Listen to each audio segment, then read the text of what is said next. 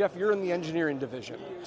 What are some of the resources behind the scenes that maybe we are not taking advantage of?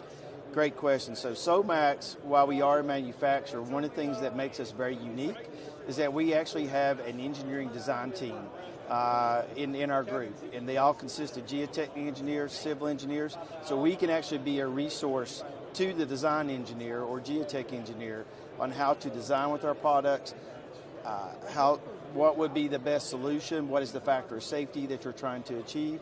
We can provide the specifications, the details, everything to help you to get your project out, and have what you're desiring for your project.